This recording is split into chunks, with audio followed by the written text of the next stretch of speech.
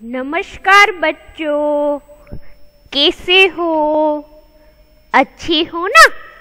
Mehndi school द्वारा आयोजित online class में सभी बच्चों का खूब खूब स्वागत करती हूँ।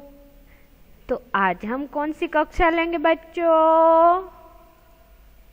आज हम कौन सी कक्षा लेंगे?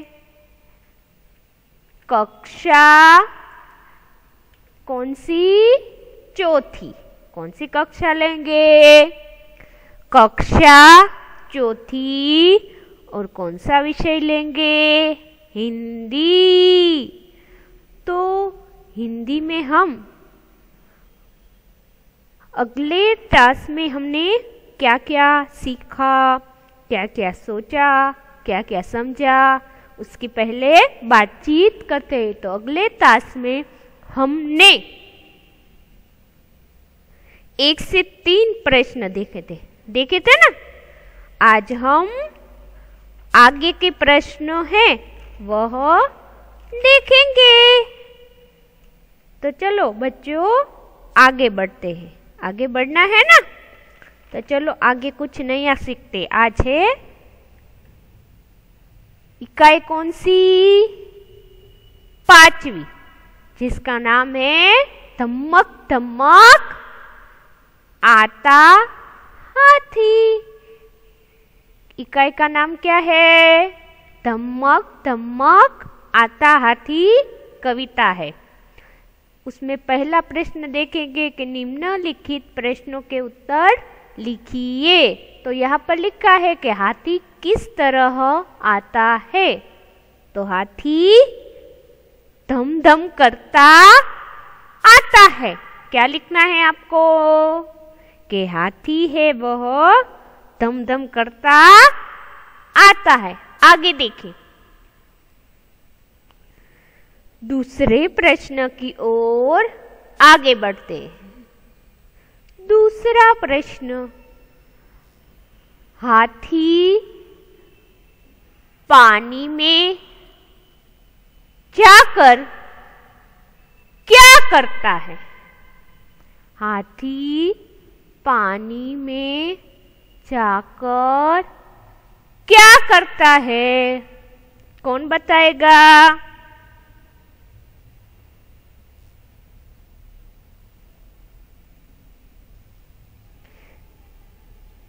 तो यहाँ पर उसका क्या उत्तर होगा बच्चों?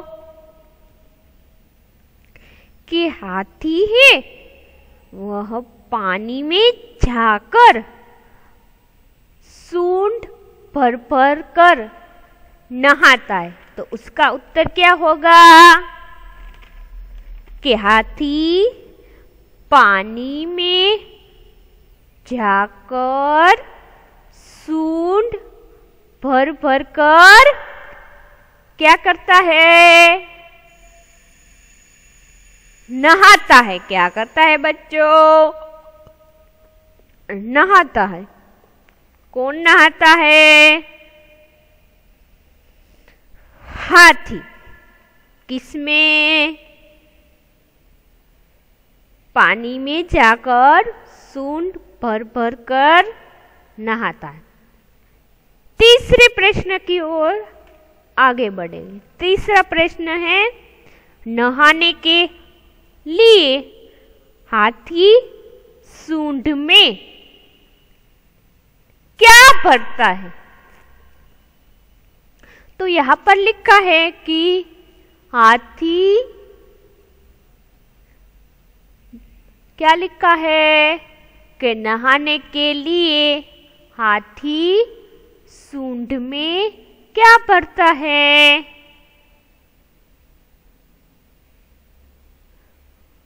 तो नहाने के लिए हाथी सूंड में पानी भरता है। क्या भरता है?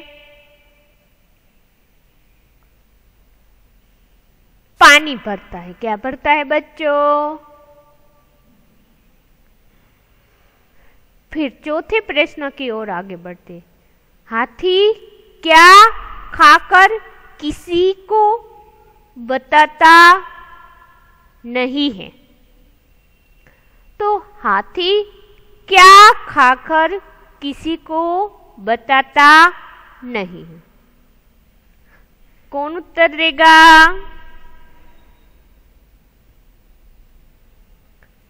हाथी केले खाकर किसी को नहीं बताता है। हमने काव्य में कहा था ना कि हाथी क्या खाकर किसी को नहीं बतला था। तो उसका उत्तर लिखना है आपको कि हाथी केले खाकर किसी को नहीं बताता है। तो यह उत्तर लिखना है। 5वें प्रश्न की ओर आगे बढ़ते हैं। उसमें हमारा आखिरी प्रश्न है कि हाथी पानी कहाँ डालता है? क्यों? हाथी पानी कहाँ डालता है? क्यों? कौन बताएगा?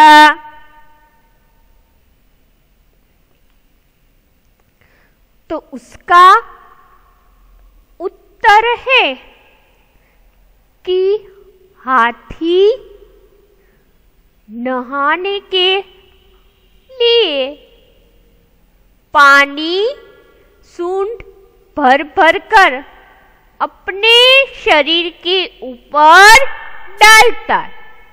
तो उसका क्या उत्तर होगा कि हाथी है वह नहाने के लिए पानी सूंड भर भर कर अपने शरीर के ऊपर डालता है। कौन डालता है? हाथी क्या करता है? नहाने के लिए पानी सूंड भर भर कर अपने शरीर के ऊपर डालता है। कौन डालता है? हाथी डालता है। किसके ऊपर? नहाने के लिए पानी सूंड भर भर कर अपने शरीर के ऊपर डालता है। तो यहाँ पर यह लिखना होगा। तो 1 से 5 प्रश्न हैं। सभी बच्चों को अच्छी तरह से समझ में आ चुके होंगे। आ चुके होंगे ना बच्चों कि 1 से प्रश्न अच्छी तरह से आ चुके होंगे। अभी क्या करना है?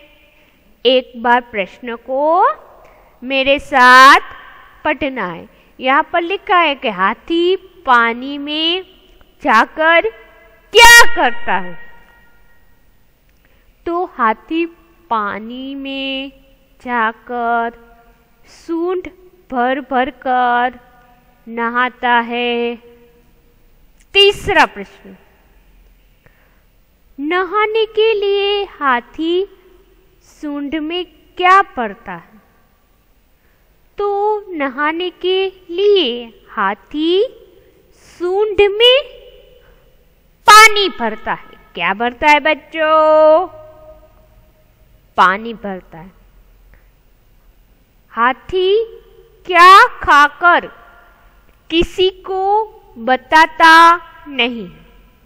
हाथी केले खाकर किसी को नहीं बताता है। क्या खाकर? केले खाकर। 5वां प्रश्न, हाथी पानी कहाँ डालता है? क्यों? तो हाथी नहाने के लिए पानी सूंड भर भर कर अपने शरीर के ऊपर डालता है। तो हमने 1 से 5 प्रश्न अच्छी तरह से समझ लिए होंगे ना। अब आगे बढ़ना है, तो चलो आगे बढ़ते हैं। यहाँ पर कविता की पंक्तियाँ पूर्ण कीजिए। आपको कविता की सारी पंक्तियाँ हैं काव्य की, आपको अच्छी तरह से याद रखनी होगी। परीक्षा में कोई भी पंक्ति आपको पूछी जा सकती है, इसलिए उसकी पंक्ति आपको याद रखनी होगी। रखेंगे ना याद? तो चलो आगे बढ़ते हैं। यहाँ पर लिखा है कि कविता की पंक्तियाँ पूर्ण कीजिए। तो आपको क्या करना है? पूर्ण करना है ना। तो चलो पूर्ण करते हैं। यहाँ पर लिखा है, जब पानी में जाता हाथी, भर भर सूंड नहाता हाथी, कितने केले खाता हाथी,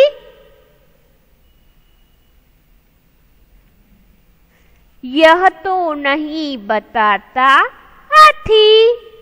धमक धमक आता हाथी और धमक धमक जाता हाथी, यह नहीं लिखने का है।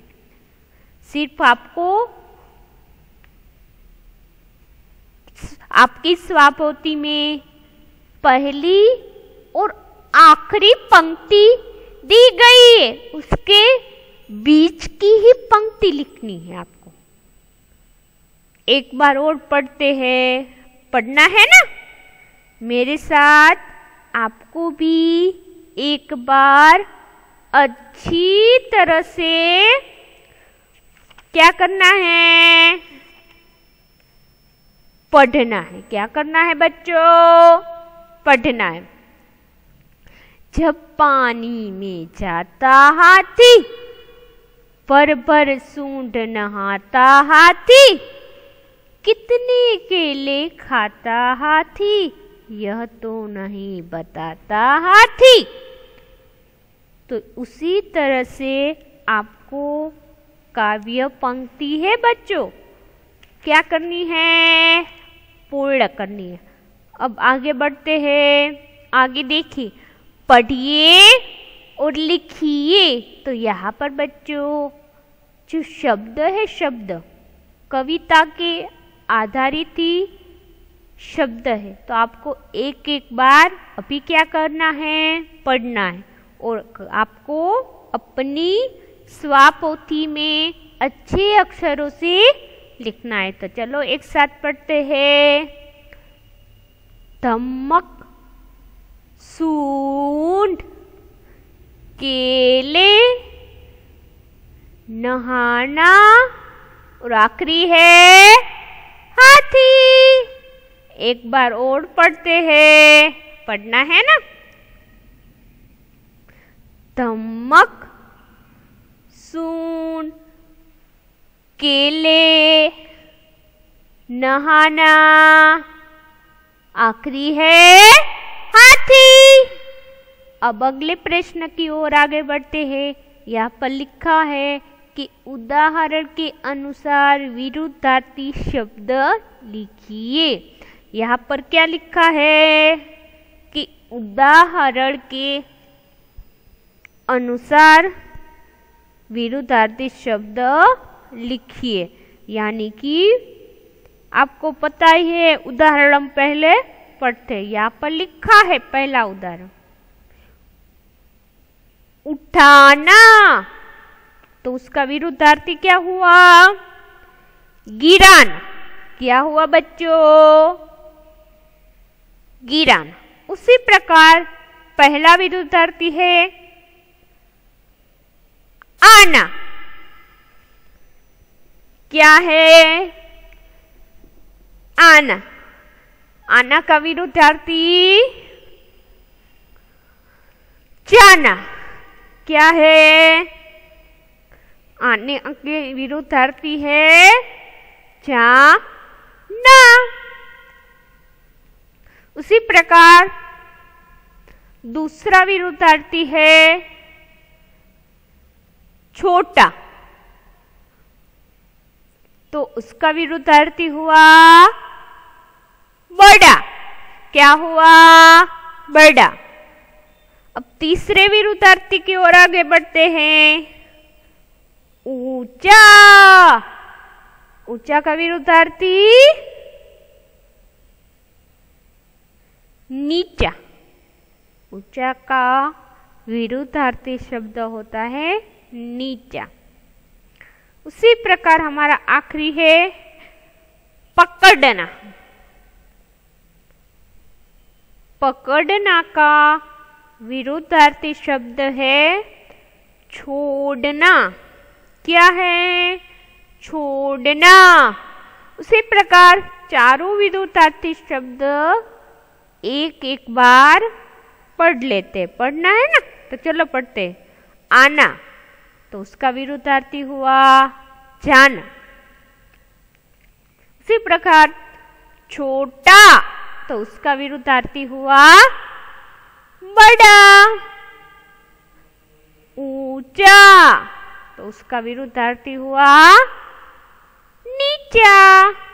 पकड़ना, तो उसका विरुद्धार्थी हुआ छोड़ना। तो आपने अच्छी तरह से विरुद्धार्थी शब्द सीख लिए होंगे। अब आगे बढ़ना है। आगे देखिए, इन विरुद्धार्थी शब्दों से आपको क्या करना है? वाक्य बनाने हैं। क्या बनाना है? वाक्य बनाइए।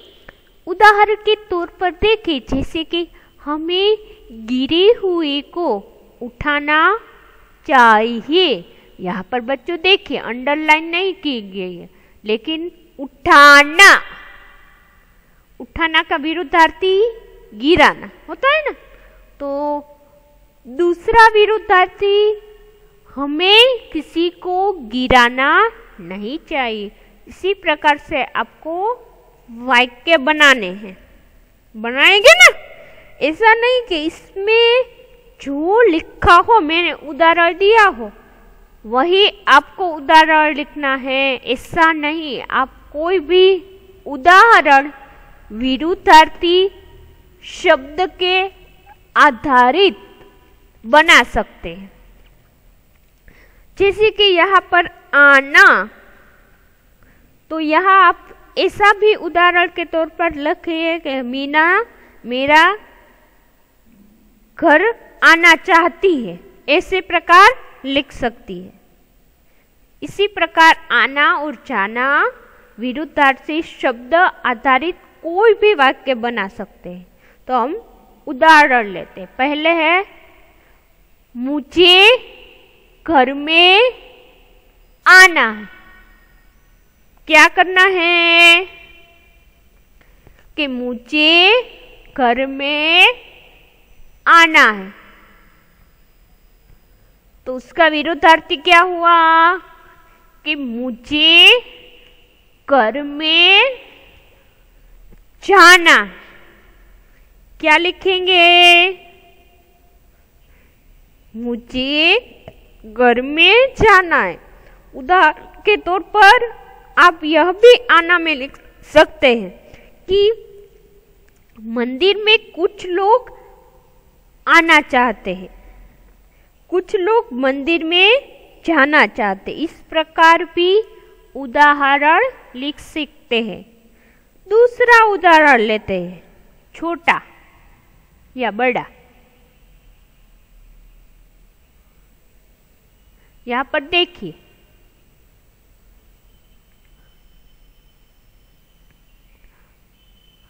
मेरा भाई बड़ा है। मेरा भाई बड़ा है। मैं, यहाँ पर बड़ा लिखा है लेकिन आपको क्या लिखना है? छोटा लिखना है। क्या लिखना है? छोटा। मैंने जानबूझकर यहाँ पर बच्चों बड़ा लिखा है क्योंकि आपको जिस प्रकार मैं लिखूंगी उसी प्रकार कई बच्चे लिख डालते हैं, सोचते नहीं, इसलिए मैंने जानबूझकर यह बड़ा लिखा है। तो यहाँ पर क्या आएगा?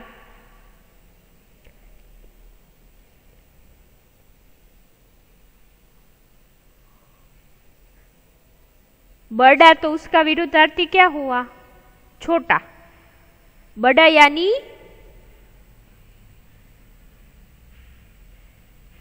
उसका विरुद्धार्थी छोटा। तो यहाँ पर आपको छोटा लिखना है। मेरा भाई बड़ा है यानी कि उम्र में बड़ा है और उसके मैं छोटा हूं, तो यहाँ पर आपको छोटा लिखना है। यहाँ पर भले ही बड़ा लिखा हो लेकिन आपको छोटा लिखना है। अब आगे बढ़ते हैं। पर्वत ऊंचा है। पर्वत ऊंचा है। पर्वत नीचा नहीं है। यहाँ पर इस प्रकार उदाहरण भी लिख सकते हो। ये गिरनार ऊंचा पर्वत है, चोटीला नीचा पर्वत है। इसी प्रकार चौथा उदाहरण, मुझे चोर पकड़ना है। यहाँ पर पकड़ना विरुद्धार्थी शब्द है। तुम चोर को छोड़ना नहीं, पकड़ना और छोड़ना। यहाँ पर ऊंचा और नीचा इस प्रकार है। तो मैंने कहा था कि आपको अच्छी तरह से सोच समझकर विरुद्धार्थी लिखने, ऐसा नहीं कि मैंने जो उदाहरण दे दिए वही लिख डाले। आपको विरुद्धार्थी शब्द के आधारित आपको उदाहरण लेने हैं। तो यह अच्छी तरह से आप सीख गए होंगे। अब आगे बढ़ते। आगे है चित्र के आधार पर कहानी लिखिए। तो यहाँ पर आपकी स्वापोथी में कहानी लिखी है, लिखिए ना कि कहानी में पहले चित्र को ध्यान से देखना है। क्या करना है? चित्र को ध्यान से देखना है। चित्र में आपको शेर, ऊंट, बकरी आदि दिखाई दे रहा है। दूसरे चित्र में ध्यान से देखिए। शेर और कौन है? खरगोश। शेर और खरगोश का चित्र है। आगे देखिए तीसरे चित्र में शेर और खरगोश का चित्र दिखाई दे रहा है। चौथे यानी आखिरी चित्र में आपको शेर, खरगोश और कुआ दिख रहा है। दिख रहा है ना? आप अब समझ चुके होंगे। अब कहानी समझनी है ना?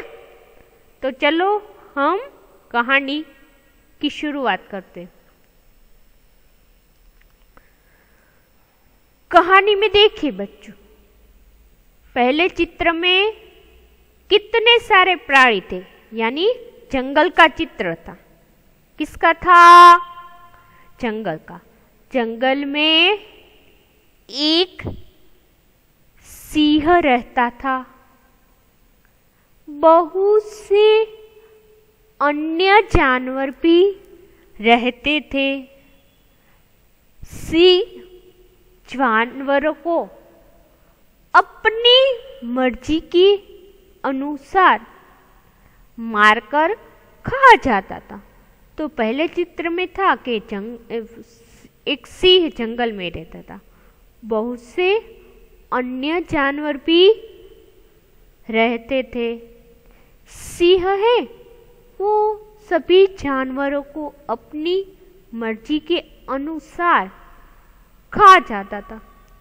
सभी जानवरों ने इकट्ठा होकर सिंह से कहा। तो पहले चित्र में आपको दिखाया हुआ है कि सभी जानवर दिख रहे हैं ना, कि सभी जानवर ने इकट्ठे होकर सिंह से कहा कि वे रोज एक जानवर भेजेंगे। क्या भेजेंगे? रोज जानवर भेजेंगे। पहले चित्र में सभी प्राणी पक्षी है वह इकट्ठा हो गए और सिंह से कहा कि हर रोज एक जानवर भेजेंगे। किसको कहा? सिंह को। सभी जानवरों इकट्ठा हुए और सिंह ने कहा। फिर आगे देखिए, एक दिन खरगोश की बारी आई। दूसरे चित्र में खरगोश और शेर का चित्र दिखाई दे रहा है ना बच्चों, कि एक दिन खरगोश की बारी आई। उसने समझदारी से काम लिया। किसने समझदारी से काम लिया? शेर ने? खरगोश। वह जानबूझकर सिंह के पास देर से पहुंचा। दूसरे चित्र में देखा था ना, शेर और खरगोश की बारी आए। एक दिन खरगोश की बारी आए और तीसरे चित्र में देख रहे हो कि वह जानबूझकर सिंह के पास देर से पहुंचा। भूखा सिंह गुस्से में था। खरगोश ने कहा कि रास्ते में एक दूसरा सिंह मिल गया था, उसने मुझे रोक लिया था। क्या हुआ बच्चों? कि वह खरगोश है, समझदारी से काम लिया, जानबूझकर सिंह के पास देर से पहुंचा। भूखा सिंह गुस्से में था और खरगोश ने कहा कि रास्ते में एक मुझे दूसरा सिंह मिल गया, उसने मुझे रोक लिया था। आगे देखिए, सिंह भड़क उठा। सिंह क्या हुआ? भड़क उठा। तीसरे चित्र में देख रहे हैं ना कि खरगोश उसे कहता है कि मुझे किसी सिंह ने रोक लिया। सिंह भड़क उठा। उसने कहा, चल दिखा मुझे वह सिंह कहाँ है। खरगोश से प्रश्न करता है कि उसने कहा, चल मुझे दिखा वह सिंह कहाँ है। इस प्रकार खरगोश से सिंह प्रश्न करता है। खरगोश सिंह को एक कुएं के पास ले गया। क्या किया? खरगोश ने सिंह को एक कुएं के पास ले गया। उसने सिंह को कुएं के अंदर देखने के लिए कहा। किसने कहा? सिंह को कुएं के अंदर देखने के लिए कहा। सिंह ने कुएं में झांका। कुएं के पानी में उसने अपनी परछाई देखी। उसने उसी को दूसरा सिंह समझ लिया और उसको मारने के लिए वह कुएं में कूद पड़ा और मर गया। तो यहाँ पर इस तरह बुद्धिमान से खरगोश ने अपनी जान बचाई। तो इस प्रकार कहानी का नाम क्या होना चाहिए? चतुर खरगोश, बुद्धिमान खरगोश और शिक्षा में, बोध में क्या आना चाहिए? आप अपनी कहानी तो समझ चुके होंगे चित्र आधारित, तो आपको बोध, आप कहानी के आधारित आपको लिखना है। मैं नहीं आपको बताऊंगी, आप लिखेंगे ना तो सभी बच्चों को कहानी समझ में आ चुकी होगी। आपकी स्वापोथी में आपको लिखना है, मैं फोटो सेंड करके दूंगी। आगे देखिए, आपको गृह कार्य में चित्र के हाथी में कुछ अंग नहीं है, उसे पूर्ण करना है और पूर्ण करके रंग भरने हैं।